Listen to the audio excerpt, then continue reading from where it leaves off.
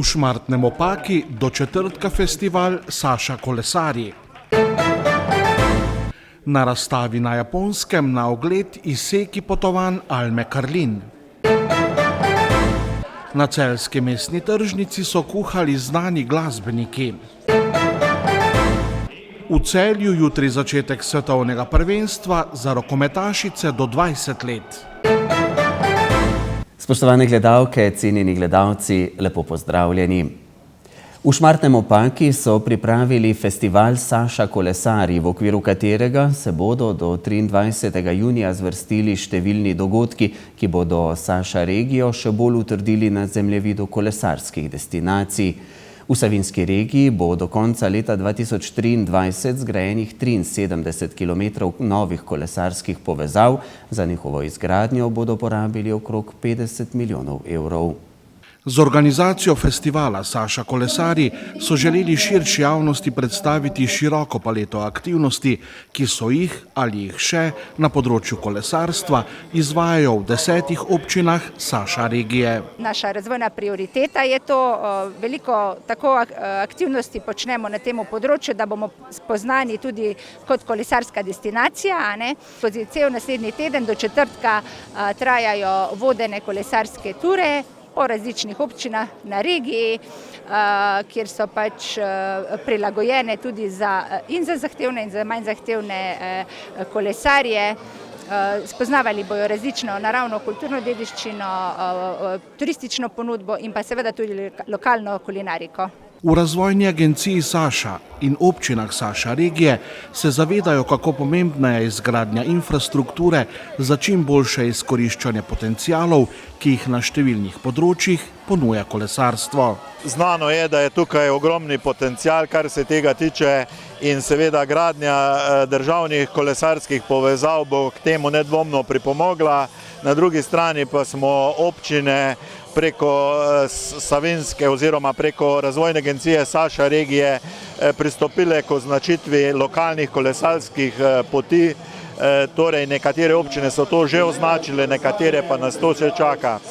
Torej, v kolesarstvu zagotovo vidimo možnost za turistični razvoj, možnost za pospeševanje mobilnosti in prihodnost, ki vodi k zelenemu preboju v tej regiji. V zadnjih letih smo na področju kolesarstva resnično zelo veliko naredili. Danes imamo približno 30 km kolesarskih povezav znotraj samega mestnega središča, kar seveda pomeni, da je ta urbani del med seboj zelo dobro povezan. Vsekakor je naš naslednji cilj, kar se pravzaprav tudi že izvaja, da se regijsko povežemo, da poskušamo tako našim domačinom, kot seveda tudi vsem gostom, ki prihajajo k nam po kolesarskih poteh, dostopati v druge regije, naprimer proti Koroški, pa Zgornje Savinjski in Spodnje Savinjski dolini. Tako da sem vesel, da pravzaprav vse te kolesarske povezave se danes gradijo, da bomo do konca naslednjega leta imeli vse skupaj zgrajeno in verjamem, da bo to, bom rekel, največji doprinos, ki ga lahko dajemo kolesarskemu turizmu, pa seveda tudi domačinom, da jih spodbujamo, da čim več uporabljajo kolo. V celotni Savinjski regiji je trenutno v izgradnji 72 km kolesarskih povezav v skupni vrednosti 50 milijonov evrov. Od tega je 20 milijonov so zagotovile občine iz evropskih sredstev, razliko več kot 30 milijonov pa je zagotovila Direkcija Republike Slovenije za infrastrukturo. V celotni Savinjski regiji je trenutno v izgradnji 6 kolesarskih povezav, od tega 3 na območju Saša regije. Velenje-Mozirje je že v gradnji, uvedba v delo je že bila izvedena. Gre v bistvu za 2 razpisa, in sicer Šoštanj-Mozirje je vreden 5,6 milijona evrov, izvajalec je VOC, RGP in pa ostali. Dolga je 16 km, medtem ko Dobrna Velenje pa je praktično v zaključni fazi, ker bo letos izgrajena. Dolga je 6,4 km in pa vredna 1,3 milijona evrov. Na našem območju poteka na Saši medregijska povezava s Koroško, to je izgradnja kolesarske povezave Huda Luknja, državna kolesarska povezava od Velenja do Mozirja in pa državna kolesarska povezava Velenje-Dobrna, ki povezuje nas s Celjskim. Pri gradnji 72 km novih kolesarskih povezav so pomembno vlogo pri umeščanju v prostor odigrale občine. Pri samem umeščanju v prostor, ker pač kolesarke ne morejo biti speljane kot en špaget, smo dejansko naleteli na nešteto ovir. Zagotovo so tukaj občine odigrale zelo pomembno in neprecenljivo vlogo, ker so pridobivale zemljišča od lokalnih oziroma privat lastnikov zemljišč. Načeloma so vsi lastniki zelo naklonjeni kolesarski povezavi, ampak nihče ni naklonjen temu, da gre po njegovem zemljišču. Tako da to je bila ena od zelo pomembnih ovir, ki so jih občine uspešno premostile. Druga stvar so pa v bistvu sami mnenjedajalci. Ponekod smo bili umeščeni oziroma velikokrat v medvode, cesto, tudi železnica, Zavod za varstvo naravne dediščine, ampak povsod smo potem nekako premostili prepreke, tako da lahko res rečem, da imamo v bistvu trenutno v gradnji toliko kolesarskih povezav v Savinjski regiji, da je to praktično nemogoče je mogoče. Če pri gradnji ne bo večjih zapletov, se bodo lahko kolesarji do konca leta 2023 pripeljali skoraj od meje z Avstrijo do meje s Hrvaško.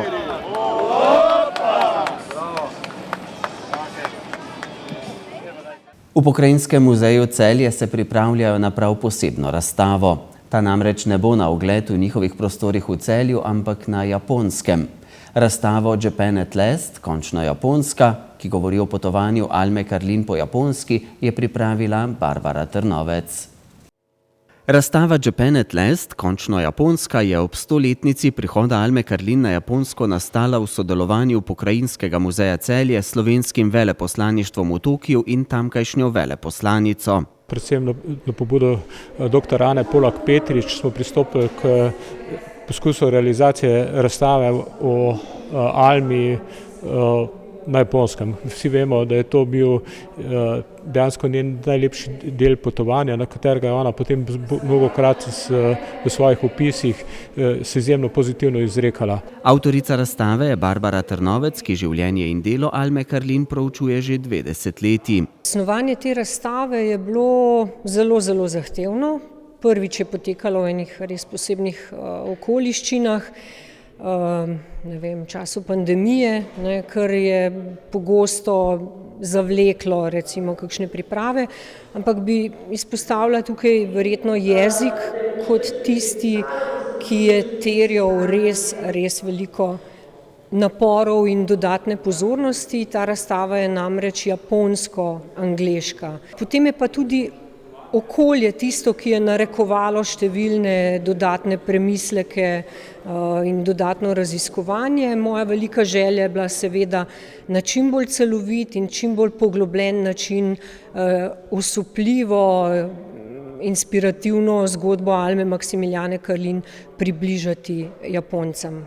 Pri pripravi razstave se je avtorica srečala še z enim izzivom. Na Japonsko namreč ne bodo prepeljali predmetov, ki so zaznamovali Almino življenje v tej državi, ampak bodo ti prikazani s pomočjo fotografij. Menim, da predmet je kralj. Je to terjalo številne premisleke, kako približati Almino zbirko obiskovalcem, kako oplemenititi, obogatiti razstavo, in sem se odločila, da predstavim zbirko v maniri nekdanjih kabinetov čudes, tako da bodo predmeti predstavljeni v nekakšni omari. Na prav poseben način so obdelane fotografije, tako da se je ustvarila nekakšna struktura in je res izjemno privlačno. Jaz verjamem, da bo to zadovoljilo potrebo obiskovalcev tako po novih znanjih, kot tudi po nekem estetskem užitku. Letos mineva tudi 30 let od vzpostavitve diplomatskih odnosov med Slovenijo in Japonsko, zato bo razstavo sofinanciralo tudi slovensko ministrstvo za kulturo. Brez dela, ki ga je opravilo slovensko veleposlaništvo na Tokiu, se pravi pridobitev razstavne prostore. Vemo, da so stvari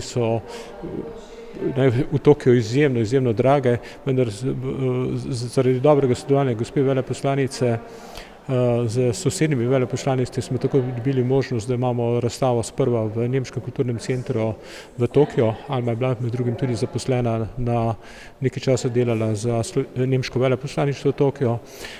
S tem so se nam podprle možnosti tudi drugod, tako da razstava ne bo omejena zgolj na Tokio, ampak kasneje bo šla še Nakamura, potem je Hirošima, se vrača ponovno v Tokio in tako da jaz menim, da bomo Almo ponovno približali Japoncem. Razstavo bodo odprli konec meseca, po Japonski pa bo potovala leto dni. Članice Lions kluba Celje Mozaik so pripravile tretji dobrodelni dogodek Znani Celjani kuhajo. Na celjski mestni tržnici so se v kuhanju različnih jedi tokrat preizkusili člani glasbene skupine LPS, pevka Tatjana Dremelj in violinistka Inga Ulokina. Lions klub Celje Mozaik je na celjski tržnici pripravil že tretji dobrodelni dogodek Znani Celjani kuhajo.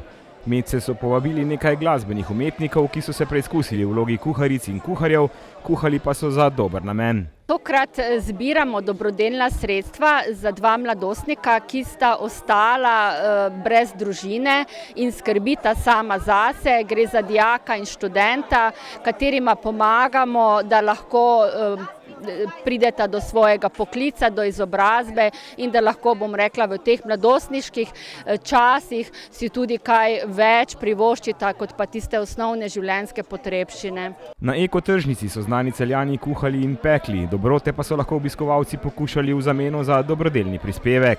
Prostor na ekotržnici jim je na razpolago dala družba Symbio.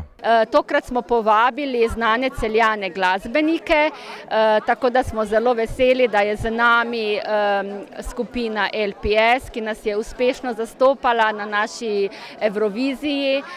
Prav tako je z nami violinistka priznana Inga Ulokina. Kot tretja pa je kuhala Tatjana Dremelj, sicer rojena v Mariboru, a že celo življenje živi v Celju. Celjani jo poznamo kot članico kvarteta Ultra in skupine Pepel in kri, kasneje pa tudi kot solistko. Jaz sem pripravljala z temi našimi mladeniči tule vse pice, s njim pomagala. Potem sem pa stregla vse, kar smo imeli tle. Od girusa, zelenjave, pečene, čevapčiče in vse.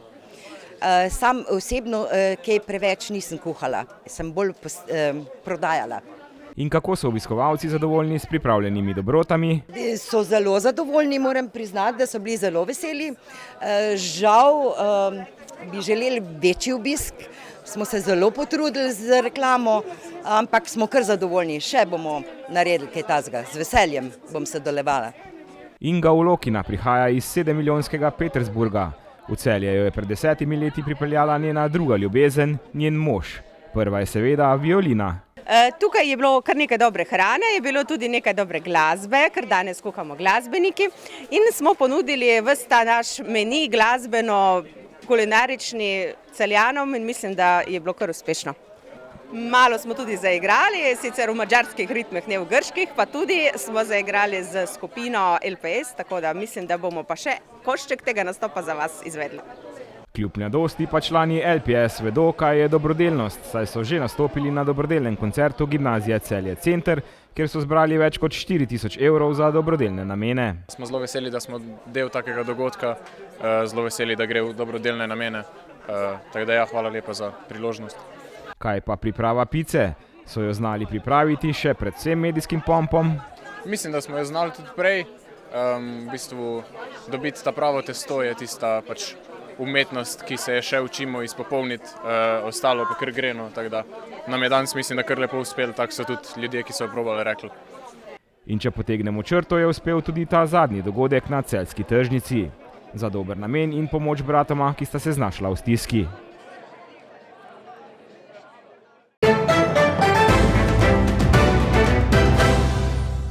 V Celju in Laškem se bo jutri začelo mladinsko svetovno prvenstvo za rokometašice do 20 let. Slovenska reprezentanca bo v skupinskem delu igrala v skupini F, njeni tekmeci pa bodo izbrane vrste Mehike, Čila in Nemčije. Slovenski selektor Sebastian Oblak ocenjuje, da je 19 izbranih rokometašic na prvenstvu dobro pripravljeno. pričakujemo zaenkrat vsi zdravi, to je veliko. Sigurno bi še bilo najboljše, bi še lahko 10 dni imeli priprav, ampak nažalost tako je. Mislim, da smo vse, kar smo si zadali, naredili, tako da smo se res zdaj že celih 7 dni, kar smo skupaj se pripravljali na Meksiko, samo na prvo tekmo. Verjamem, da smo jih dobro zanalizirali in da bomo jutri probali iz dvorane Golovec odnesiti zmago. Prve tekmice Slovenk bodo jutri ob 18:30 v dvorani Golovec, rokometašice Mehike. V skupinskem delu bosta sledila še obračuna proti Čilu in Nemčiji. Se pravim, zdaj smo si najbolj ogledali Meksiko pa Čile, tako da Nemčijo smo ostili malo na strani. Jaz mislim, da če bi bilo vse normalno, da bi mogli z Nemčijo se boriti za prvo mesto v skupini. Se pravim, je pa svetovno prvenstvo, tu slabih ekip ni. Tako da videli smo že zdaj tole, ko smo odigrali 2 prijateljski tekmi z Argentino. Res me je Argentina navdušila, igrajo zelo lep, hiter, modern rokomet, tako da lahko pričakujemo eno res dobro prvenstvo. Za generacijo igralk rojenih leta 2002 in mlajših bo to že 3. prvenstvo na domačih tleh. Na kadetskem evropskem prvenstvu so osvojile 10. mesto, lani so bile na mladinskem evropskem prvenstvu zadnje 15. Tokrat so apetiti v našem taboru nekoliko višji. Sigurno nas bi razveselilo, da pridemo ven iz skupine. Sigurno smo si mi interno zadali še kak cilj več, ampak se pravim, čim manj treba dati pritiska na dekleta. Mi vemo, česa so sposobne, upam, da se bo tudi one tega zavedale. Je pa sigurno veliko odvisno od prve tekme, ko se prva tekma konča, potem se mi zdi, da je vse lažje, vedno je prva tekma najtežja na vseh prvenstvih. To za prejšnje leta bilo je tudi malo smole, malo kdaj so bile čisto kompletne ali je manjkale 2-3 nosilke igre, tako da letos so te igralke tu, tako da verjamem, da smo še močnejši, mogoče tudi malo drugačen pristop od prejšnjih selektorjev in verjamem tudi v naš štab, super smo se povezali, punce to čutijo, vzdušje imamo dobro in verjamem, da bo se to pokazalo tudi na igrišču. Selektor Sebastian Oblak bo v Celju računal na usluge 19 rokometašic, med katerimi je kar nekaj takšnih, ki na domačem kadetskem in mladinskem evropskem prvenstvu niso igrale. Manjkajo 2-3, ki so se poškodovala, ena na naši akciji, Ema Grmek, potem je tu Maja Kovačič in še 2 Lucija iz Zagorja, tako da nekaj manjka, ampak mislim, da vse, ki so tu, si to zaslužijo in se pravim, od prvega dne so z nami, vseh 19, tako da jaz verjamem, da punce to čutijo, da so dobro pripravljene. Se pravim, na nasprotnika se pa bomo pripravljali tekmo po tekmi, zdaj smo vse dali na Meksiko, ki nas čaka jutri, tako da jaz verjamem, da bo to dobro. Slovenke so kot edine med 32 sodelujočimi reprezentancami nastanjene v Zrečah. Na domačem parketu pa si želijo izdatne podpore s tribun. Moram reči, da v Zrečah je super, vse imamo, pogoje imamo res dobre, vse, kar si umislimo, lahko temu rečem, dobimo, tako da to ni kaj. Ja, tudi jaz vabim vse navijače, vse Celjane in tudi vse Slovence, dejansko igra to slovenska reprezentanca, da nas pridejo podpreti. Sigurno je lažje, posebej, če igraš doma, da imaš gor še 7-8 igralca in v tej priložnosti še enkrat prosim, pridite nas podpreti, ne bo vam žal.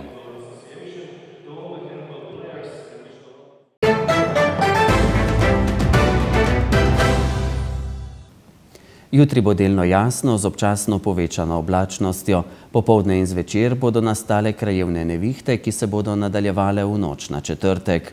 Najverjetnejše bodo v severnih krajih. Najnižje jutranje temperature bodo od 14 do 20, najvišje dnevne od 27 do 32 stopinj Celzija. V četrtek bo delno jasno s spremenljivo oblačnostjo. Predvsem sredi dneva in popoldne bo nastalo nekaj neviht. V petek bo sončno, nevihte bodo malo verjetne. Spremljali ste dogodke dneva na televiziji Celje. Hvala za pozornost, lep in prijeten večer vam želimo. Nasvidenje.